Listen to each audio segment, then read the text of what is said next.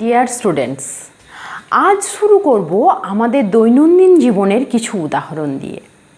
যেমন তোমরা প্রত্যেকেই সকালবেলা সূর্যকে পূব দিকে উঠতে দেখো, তাই তো? এবং তারপর দেখো আস্তে আস্তে সূর্যটা যেন সরে সরে পশ্চিম দিকে চলে যাচ্ছে।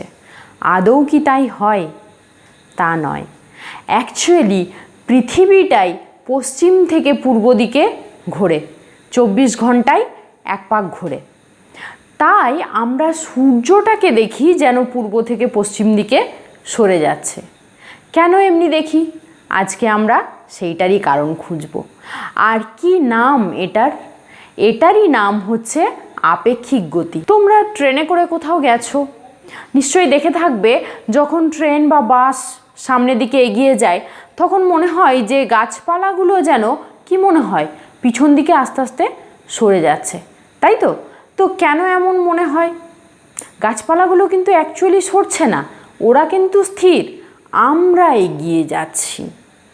বা আবার পাশাপাশি দুটো ট্রেন দেখবে যদি একই গতিবেগে যায়, ধরো তুমি একটা ট্রেনে আছো আর তোমার বন্ধু আরেকটা ট্রেনে, তো দুজনের গতিবেগটা যদি একই থাকে, দুটো ট্রেনের গতিবেগ, তখন তোমরা দুজন দুজনকে স্থির দেখবে, মনে হবে কেউই যাচ্ছি না। কিন্তু অ্যাকচুয়ালি তা নয়, ট্রেন দুটো যাচ্ছে, একই গতিতে যাচ্ছে। তো কখন কীরকম মনে হবে সেটা আমরা দেখে নেব এই রিলেটিভ ভেলোসিটি থেকে। তো চলো শুরু করা যাক। আজকের বিষয় আমরা পড়ছি ভেক্টর, এবং ভেক্টরের 8 নম্বর লেকচার চলছে। যারা আগেরগুলো দেখোনি তারা দেখে নিতে পারো। আর আজকে আমরা পড়াবো আপেক্ষিক বেগ বা রিলেটিভ মোশন। তো দেখো, কোনো বস্তুর প্রকৃত বেগ বলতে কি বোঝায়? বেগ মানে কি? এটা আমরা ওয়ান ডাইমেনশনাল মোশন স্থিতিগতি আলোচনা করার সময় দেখেছিলাম যে গতিশীল বস্তু মানে হচ্ছে যে সময়ের সাপেক্ষে স্থান পরিবর্তন করে। তো তুমি একটা স্থির, এই গতিটাকে ডিফাইন করার জন্য আমাদের একটা নির্দেশতন্ত্রের প্রয়োজন হয়েছিল, অর্থাৎ যার সাপেক্ষে আমরা দেখেছিলাম যে বস্তুটা স্থির না গতিশীল। তো সেরকম নির্দেশতন্ত্রটা যদি স্থির থাকে তাহলে কোনো বস্তুর গতিটাকে আমরা কি বলবো? প্রকৃত গতি। কিন্তু যে নির্দেশতন্ত্র সে যদি নিজেই গতিশীল হয় তখন কি হবে? ধরো কোনো একটা বস্তু ভি বেগে যাচ্ছে, তুমি স্থির অবস্থায় দাঁড়িয়ে আছো, তাহলে তুমি কি দেখবে? তোমার গতিবেগ 0, তুমি দেখবে বস্তুটা ভি গতিবেগে যাচ্ছে। কিন্তু এখন যদি তুমিও মুভ করতে শুরু করো, যদি তোমার গতিবেগ ইউ হয়, তাহলে তোমার সাপেক্ষে বস্তুটার গতিবেগ কি হবে? সেটাই হচ্ছে রিলেটিভ ভেলোসিটি বা আপেক্ষিক গতিবেগ। অর্থাৎ কোনো গতিশীল বস্তুর সাপেক্ষে অপর কোনো বস্তুর গতি যদি আমরা বিবেচনা করি তখন সেটাকে আমরা বলি আপেক্ষিক গতিবেগ। জিনিসটা আরও ক্লিয়ার হয়ে যাবে, আমি আরও উদাহরণ দিয়ে তোমাদের ব্যাখ্যা করে বুঝিয়ে দেব। তাহলে কি করে বের করব আমরা এই আপেক্ষিক গতিবেগটাকে? না, মনে করো কোনো বস্তু যখন ভি বেগে এগিয়ে যাচ্ছে, তুমি তার পিছন পিছন ইউ গতিবেগে যাচ্ছ, তো তোমার সাপেক্ষে বস্তুটার বের করতে হবে। এবার তুমি তো নিজেই গতিশীল, সেক্ষেত্রে এই দর্শকের গতিবেগটাকে আমরা আপাত দৃষ্টিতে সেটাকে আমরা 0 ধরে নেব, তবেই তো আমরা বের করতে পারবো। তো 0 কিভাবে ধরবো? তুমি তো ইউ বেগে গতিশীল আছো, তো আমরা যদি ইউ এর উল্টো দিকে অর্থাৎ অপোজিট দিকে একটা সমান গতিবেগ অর্থাৎ ইউ গতিবেগ ধরে নিই, তাহলেই তোমার গতিবেগটা আপাতত 0 মনে হবে। তখন তোমার সাপেক্ষে বস্তুটার গতিবেগ বের করা যাবে। তার মানে ব্যাপারটা কেমন দাঁড়াচ্ছে দেখো, বস্তুর বেগ মনে করি ইউ, আর দর্শকের বেগ মনে করি বস্তুরটা ভি ধরি আর দর্শকেরটা ইউ ধরি, ঠিক আছে? এখন বস্তু যাচ্ছে এদিকে ভি গতিবেগে, আর তুমিও যাচ্ছ ইউ গতিবেগে, তাহলে তোমার সাপেক্ষে বস্তুর বের করতে হবে। যার সাপেক্ষে বের করতে হয় সেটাকে এইখান থেকে বিয়োগ দিতে হয়, এটা তোমরা মনে রাখবে। যার সাপেক্ষে বের করব তার গতিবেগটাকে আমরা এখান থেকে বিয়োগ দেব। কেন? কনসেপ্টটা কি না, তুমি এইভাবে এগিয়ে যাচ্ছ, তো তোমাকে ধরে নিতে হবে তুমি যেন অ্যাজ ইফ স্থির আছো। তার জন্য কি করতে হবে, ধরে নিতে হবে একটা ইউ বেগ এই দিকে আছে, তোমার বেগ অ্যাকচুয়ালি এই দিকে, কিন্তু আমি ধরে নিলাম তোমারটা আছে মাইনাস ইউ, তাহলে তোমার গতিবেগটাকে আপাত দৃষ্টিতে শূন্য মনে হলো। তাহলে তুমি আপেক্ষিক গতিবেগটা কত পেলে না, আপেক্ষিক বেগটা পাবে কি হবে বলো না, বস্তুর বেগ মাইনাস দর্শকের বেগ, এটা হলো আপেক্ষিক বেগ। আবার যদি এমন হয়, ধরো বস্তু যাচ্ছে এইদিকে, এটা কেস নাম্বার 1, একই দিকে যখন যাচ্ছে দুজনেই। এইবার কেস নাম্বার 2, ধরো বস্তু যাচ্ছে এইদিকে ভি গতিবেগে আর তুমি যাচ্ছ এইদিকে ইউ গতিবেগে, তখন কি হবে না, তখন হয়ে যাবে আপেক্ষিক বেগটা, দেখো কি হবে, ভি মাইনাস মাইনাস ইউ। কেন হলো? কারণ এই দিকটাকে যদি আমরা পজিটিভ ডিরেকশন ধরি তাহলে এই দিকটা নেগেটিভ ডিরেকশন, কি তাই তো? তাহলে এখানে ইউটা হয়ে যাচ্ছে মাইনাস ইউ, তাহলে আমরা পেয়ে যাব এটা ভি প্লাস ইউ। অর্থাৎ যদি বিপরীত দিকে যায় তখন আপেক্ষিক গতিবেগটা যোগ করতে হয়। কেন বোঝা গেল? এইবার ধরো ওরা একটা নির্দিষ্ট রেখা বরাবর যাচ্ছে না, পরস্পর বিভিন্ন কোণে আনত অবস্থায় যাচ্ছে। মনে করো এ যাচ্ছে এইভাবে, তো এ যাচ্ছে এইভাবে, একটা নির্দিষ্ট কোণে আনত আছে। তখন আমরা কি করে বের করব না, তখন আমরা বের করব এদের লব্ধি বের করব ভেক্টর যোগের নিয়ম অনুসারে। ভেক্টর যোগ আমরা শিখেছিলাম। ভেক্টরের এখানে কি করছি আমরা, দেখো প্রথমে বস্তুর গতিবেগ থেকে দর্শকের গতিবেগটাকে বিয়োগ করছি, তো আমরা ভেক্টরের যোগের নিয়মে বিয়োগটা শিখেছিলাম। অর্থাৎ ইউ ভি থেকে ইউ বাদ না দিয়ে আমরা কি করব, ভি এর সঙ্গে মাইনাস ইউ যোগ করে নেব, তাহলেই আমরা তার রেজাল্ট্যান্টটা পেয়ে যাব। অর্থাৎ আপেক্ষিক গতিবেগটা কোন দিকে হচ্ছে এবং তার ম্যাগনিটিউড কত সেটা আমরা বের করতে পারবো। তো চলো আমরা কিভাবে ক্যালকুলেট করব সেটাকে বের করে নিই। মনে করো কোনো একটা বস্তু, মনে করো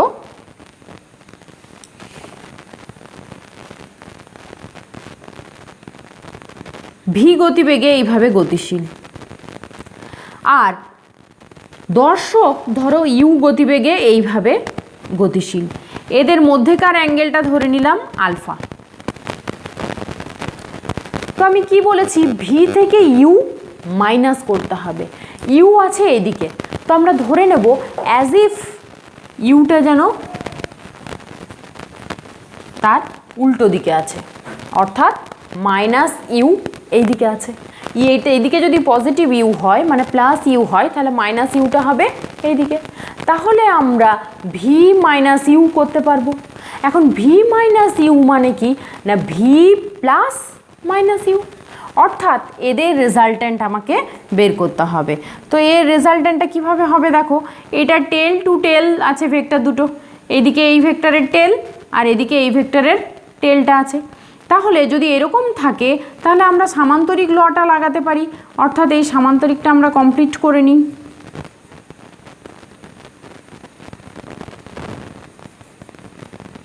দেখো এই সামান্তরিকটা যদি আমরা কমপ্লিট করে নিই তাহলে এই কর্ণটা হবে এদের লব্ধির মান, এই কর্ণটা মনে করো ডাব্লিউ, এটা ভি ভেক্টর, এটা ইউ ভেক্টর এইদিকে, তাহলে মাইনাস ইউ ভেক্টর এদিকে, তাহলে এইটা এই ডাব্লিউটা আমরা পেয়ে যাব ডাব্লিউ ইকুয়ালস টু, পেয়ে গেলাম V vector minus you vector, বা V vector plus minus you vector. Vector বিয়োগের সময় আমরা এটা শিখেছিলাম, যারা এখনই সেই লেকচারগুলো দেখোনি তারা একটু দেখে নিতে পারো। তো দেখো এদের লব্ধিটা কত হয়? আমরা তখন ক্যালকুলেটও করেছিলাম যে লব্ধির মানটা কত হবে। না, লব্ধির মানটা ডাব্লিউ ইকুয়ালস টু হয়ে যায় রুট ওভার অফ কী হয় u square plus v u square plus 2uv cos. এখানে দেখো আমরা জানি এখানে কস থিটা হয়, তো এটা যদি আলফা অ্যাঙ্গেল হয় তাহলে এদের মধ্যেকার অ্যাঙ্গেলটা কত? না 180 মাইনাস আলফা। তাহলে চলো আমরা বসিয়ে দিই। তাহলে এটা হয়ে গেল 180 ডিগ্রি মাইনাস আলফা। এখন কস 180 মাইনাস আলফা মানে কত হয়? তাহলে u square plus v u square, এটা হয়ে যায় মাইনাস আলফা, তাই না? তাহলে minus twice uv cos alpha, এটা আমরা পেয়ে গেলাম লব্ধির মানটা। এবং এর ডিরেকশনটা মানে থিটা ইজিক্যাল টু কত হবে? তাহলে আমরা ট্যান থিটা বের করে নিই। ট্যান থিটা ইজিক্যাল টু কী হবে? না u sine 180 minus alpha by v plus হয়ে যাবে প্রথমে u cos 180 degree minus alpha. তো আমরা জানি সাইন 180 মাইনাস আলফা সমান হয় u sine alpha by v cos 180 minus alpha সমান হয় মাইনাস কস আলফা। তাহলে এটা হয়ে যাবে v minus u cos alpha. এটা হয়ে গেল আমাদের ডিরেকশনটা।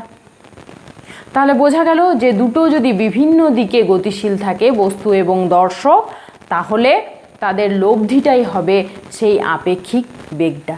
তার ম্যাগনিটিউড হবে এটা এবং ডিরেকশন হবে এটা। চলো এরপর আমরা তাহলে অঙ্কের উদাহরণ নিয়ে নিই, তাহলে আমাদের কাছে আরও ক্লিয়ার হয়ে যাবে ব্যাপারটা। দেখো অঙ্কটা তোমরা স্ক্রিনে দেখতে পাবে। কি বলছে অঙ্কটায়?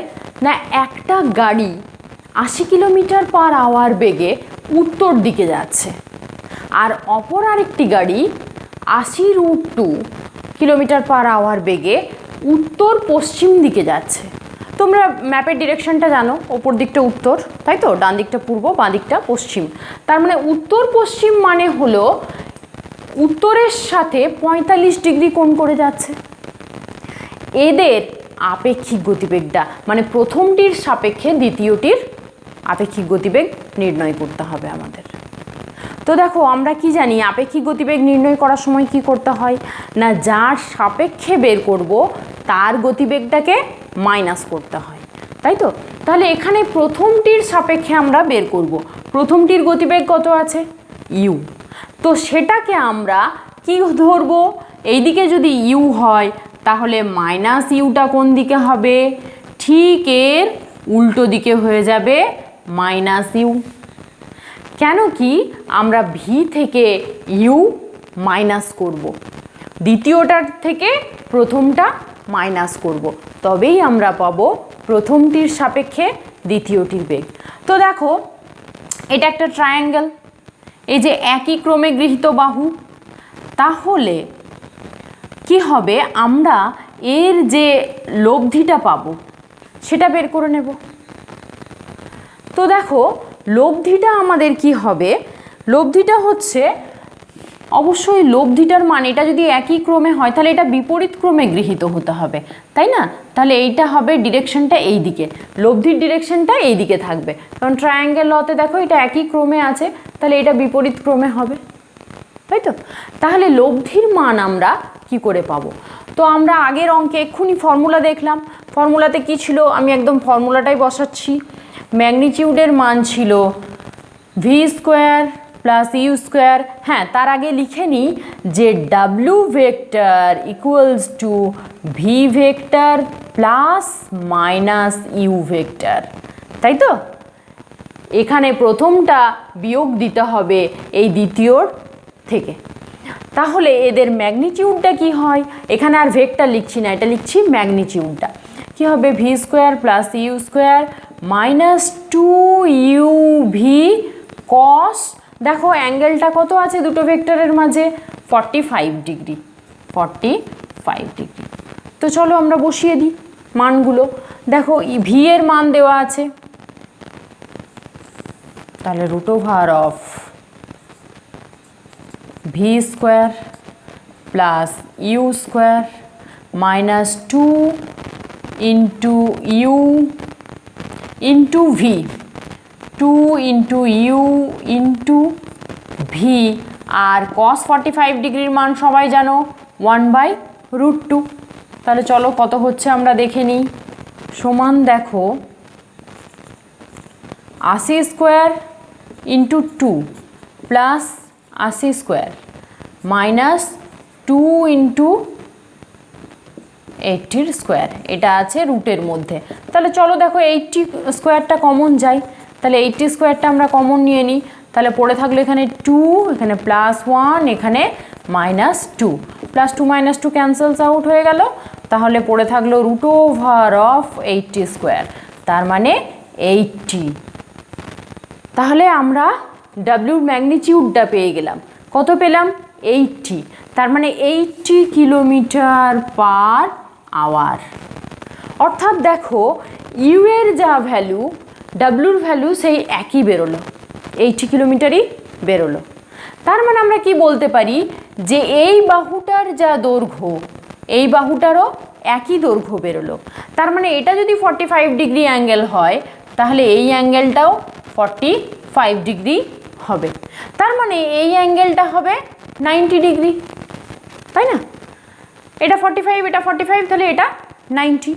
অর্থাৎ আমরা কি বলতে পারি যে ডাব্লুটার ডিরেকশন কোন দিকে আছে না, ডিরেকশনটা এখান থেকে আমরা পেয়ে গেলাম এই উত্তর দিকের সাথে 90 ডিগ্রি করে আছে, উত্তর দিকের সাথে 90, তার মানে ওয়েস্ট আছে, পশ্চিম দিকে আছে। তাহলে চলো উত্তর লিখে ফেলো যে অতএব প্রথমটির সাপেক্ষে দ্বিতীয়টার গতিবেগ হচ্ছে 80 কিলোমিটার পার আওয়ার, এবং সেটা কোন দিকে না পশ্চিম দিকে। অ্যাকচুয়ালি ও পশ্চিম দিকে যাচ্ছে না, অ্যাকচুয়ালি যাচ্ছিল উত্তর পশ্চিমে, কিন্তু প্রথম জাহাজটিতে যে সমস্ত লোকরা আছে তারা দেখবে এ যেন এইভাবে যাচ্ছে, অর্থাৎ একদম সোজা পশ্চিম দিকে বেরিয়ে যাচ্ছে। অ্যাকচুয়ালি তা নয়, ও যাচ্ছে এদিকে, কিন্তু এরা দেখবে যাচ্ছে এইদিকে। কেন কি? কারণ এরা তো স্থির নেই, এরা যদি স্থির থাকতো তাহলে এইদিকেই দেখতো। এরা যেহেতু এইদিকে গতিশীল সেই জন্য এর সাপেক্ষে এর গতিটা মনে হবে যেন এই দিকে আছে।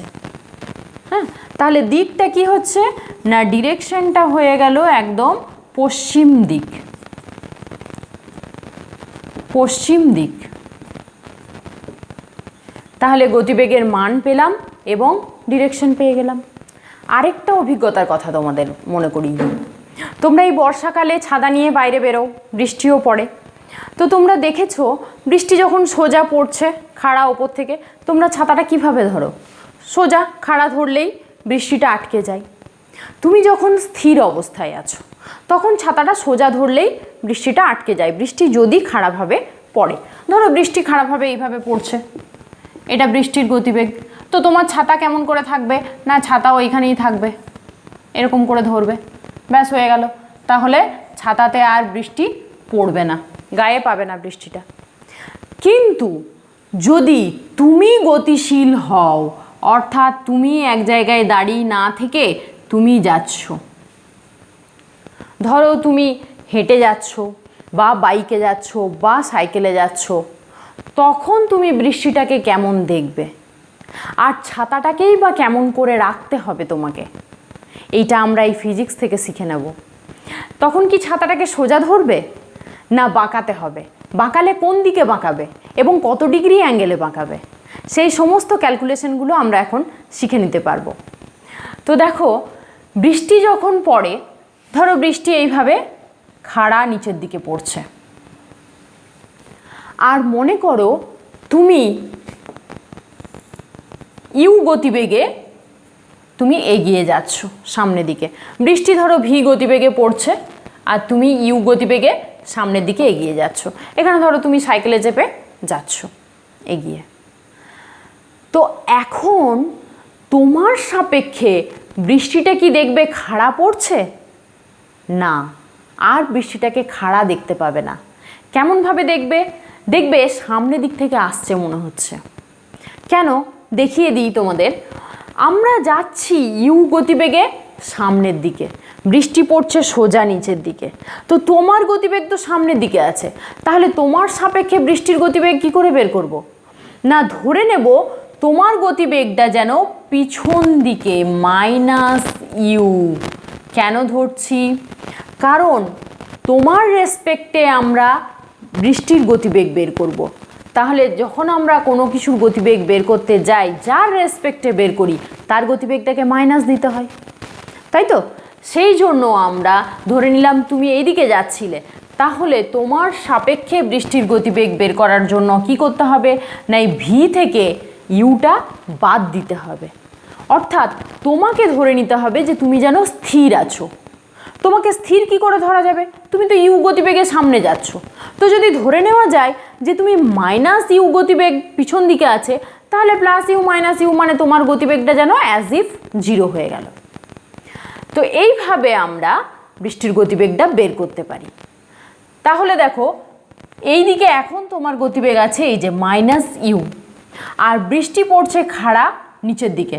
তো এটাকে আমরা এভাবে বাড়িয়ে দিই, তাহলে টেল টু টেল অ্যালাইনমেন্ট হয়ে যাবে। আমাদের ভেক্টরের ক্ষেত্রে বলেছিলাম যে দুটো টেলকে মেশাতে হয়, টেল টু টেল অ্যালাইনমেন্ট দরকার হয়। তাহলে দেখো এটা একটা সামান্তরিক হয়ে গেল। সামান্তরিকটা আমরা কমপ্লিট করে নিলাম। এইবার এই সামান্তরিকের কর্ণটা যেটা এই পয়েন্ট অফ ইন্টারসেকশন দিয়ে যাচ্ছে, এই কর্ণটা কি করবে না বৃষ্টির গতিবেগটাকে প্রকাশ করবে। তাহলে মনে হবে যেন বৃষ্টিটা এই দিক থেকে আসছে, বৃষ্টিটা এইভাবে হেলে বেঁকে আসছে, এবং ধরো মনে হবে যে উলম্বের সঙ্গে এটা থিটা কোণ করে আছে। তো আমরা এখন এই থিটা কোণের মানটাও জেনে নেব, এবং যে বৃষ্টির গতিবেগটা হলো, মনে করি এটা মনে করো ডাব্লিউ হলো, এই ডাব্লিউ গতিবেগের মানটাও আমরা হিসাব করে নিতে পারবো। এটা মাইনাস ইউ আর এটা ভি, ভি দেখো নিচের দিকেই আছে, খাড়া নিচের দিকে পড়ছে। তাহলে ডাব্লিউ সমান কি হয়ে যাবে না, ডাব্লিউ ভেক্টর মানে হচ্ছে V vector minus you vector. আর এদের মধ্যবর্তী দুটো ভেক্টরের মাঝের কোণ কত? 90 ডিগ্রি। তো আমরা 90 ডিগ্রি থাকলে লব্ধির মান কত হয় সেটা তো আগেই শিখে নিয়েছি রেজাল্টেন্ট বের করার সময়। তাহলে আমরা বলতে পারি ডাব্লিউর মানটা হয়ে যাবে রুট ওভার অফ কী হবে v square plus u square, কারণ কস 90-র মানটা 0 হয়। সেই জন্য এটার মানটা পেয়ে গেলাম আমরা v square plus u square. এটা হচ্ছে বৃষ্টির গতিবেগের মান। এইবার চলো ডিরেকশনটা দেখে নিই। মনে করি এটা থিটা অ্যাঙ্গেল, বৃষ্টি উলম্বের সঙ্গে, এটা উলম্ব রেখা, অনুভূমিকের সঙ্গে যেটা লম্ব সেটাই উলম্ব, তাই তো? উলম্বের সঙ্গে ধরলাম থিটা কোণ করে পড়ছে। তাহলে দেখো এইটা যা কোণ হবে এই কোণটাও থিটা হবে, তাই না? এটা যদি থিটা হয় তাহলে এটাও থিটা হবে।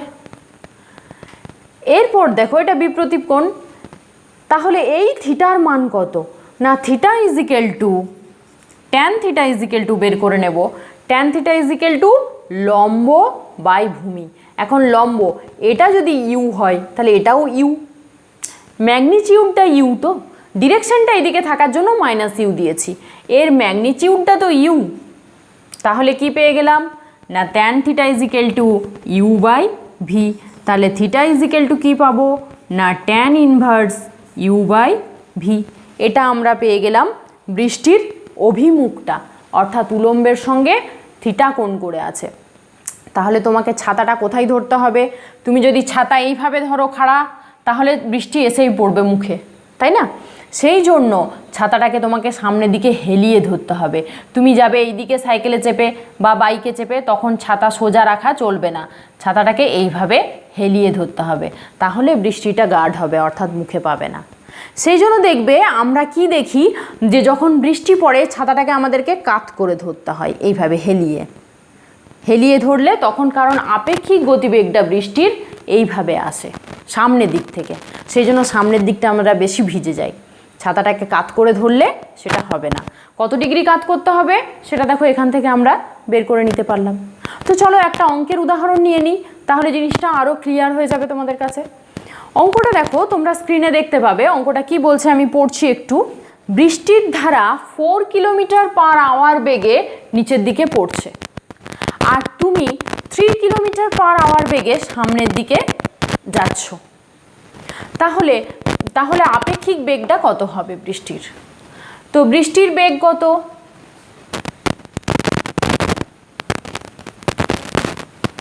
এখানে বৃষ্টির বেগ ইউ সমান দেওয়া আছে 4 কিলোমিটার পার আওয়ার। আর সরি, বৃষ্টির বেগটাকে আমরা ভি ধরেছি, তাহলে ভি সমান 4 কিলোমিটার পার আওয়ার। আর তোমার গতিবেগ মানে ইউ সমান কত না 3 কিলোমিটার পার আওয়ার। তাহলে আমাদের আপেক্ষিক গতিবেগ ডাব্লিউ সমান, দেখো ফর্মুলা বের করে রেখেছি, তো চলো বসিয়ে দিই। তাহলে আপেক্ষিক গতিবেগ ডাব্লিউ ইকুয়ালস টু হয়ে যাচ্ছে √4 স্কোয়ার প্লাস 3 স্কোয়ার, তার মানে √25 মানে 5, অর্থাৎ 5 কিলোমিটার পার আওয়ার। এটা হলো বৃষ্টির বেগ। একটা জিনিস খেয়াল করেছো, বৃষ্টিটা অ্যাকচুয়ালি পড়ছে কিন্তু 4 কিলোমিটার পার আওয়ার বেগে, আর আমাদের কাছে সেটা মনে হচ্ছে মানে আপেক্ষিক গতিবেগটা হচ্ছে 5 কিলোমিটার পার আওয়ার। তার মানে কি মনে হবে, যেন বৃষ্টিটা অনেক জোরে পড়ছে, তেজ পড়ছে বৃষ্টিটা, যা গতিবেগে পড়ছে তার থেকে বেশি মনে হচ্ছে। সেই জন্যই বাইকে বা সাইকেলে গেলে যত তুমি জোরে যাবে তত মনে হবে যেন বৃষ্টির গতিবেগটাও বেড়ে গেছে, যখন তুমি থেমে যাবে দেখবে বৃষ্টির গতিবেগটাও মনে হলো কমে যাচ্ছে। অ্যাকচুয়ালি এটা হয় এই আপেক্ষিক গতিবেগের কারণে। এইবার আমরা বের করে নেব থিটাটা, অর্থাৎ তুমি যদি ছাতা নিয়ে যাও ছাতাটা কত ডিগ্রি অ্যাঙ্গেলে হেলাতে হবে তোমাকে। তো চলো ট্যান থিটা আমাদের বের করা গেছে, তাহলে বসিয়ে দিই। তাহলে থিটা ইজ ইকুয়াল টু হয়ে যাচ্ছে tan inverse u by v. U সমান কত আছে দেখো 3, তাহলে ট্যান ইনভার্স 3/4। এটা করলে কত আসে, ট্যান ইনভার্স 3/4 করলে আসবে তোমার 36.9 ডিগ্রি মতো। অর্থাৎ তোমাকে 36.9 ডিগ্রি অ্যাঙ্গেলে ছাতাটা রাখতে হবে, তবেই বৃষ্টিটা তোমার গায়ে পড়বে না। দেখো এইগুলোকে বলা হয় রেইনম্যান প্রবলেম, মানে বৃষ্টির সময় কত ডিগ্রি অ্যাঙ্গেলে আমরা ছাতা ঘোরাবো এবং সেই সময় বৃষ্টির গতিবেগটা কত হবে। তো আমরা এখান থেকে সহজেই শিখে নিতে পারলাম এবং আশা করব যে আপেক্ষিক গতিবেগটা তোমাদের বোধগম্য হয়েছে, বা তোমাদের যদি একটু অসুবিধা হয়ে থাকে বুঝতে, তোমরা বারবার ভিডিওটা পজ করে বা সামনে পিছনে করে দেখে নিতে পারো। এটা একটা কনসেপচুয়াল ব্যাপার, একটু বুঝে নিলেই ব্যাপারটা অনেক সহজ হয়ে যায়। তো আমি পরের দিন আরও নতুন প্রবলেম নিয়ে আসবো, পরের দিন আসবো আমরা রিভার বোট প্রবলেম নিয়ে, এবং আরও নতুন নতুন কিছু অঙ্ক নিয়ে। তো তোমরা দেখতে থাকো ভিডিও, তোমরা ভালো থেকো এবং সুস্থ থেকো।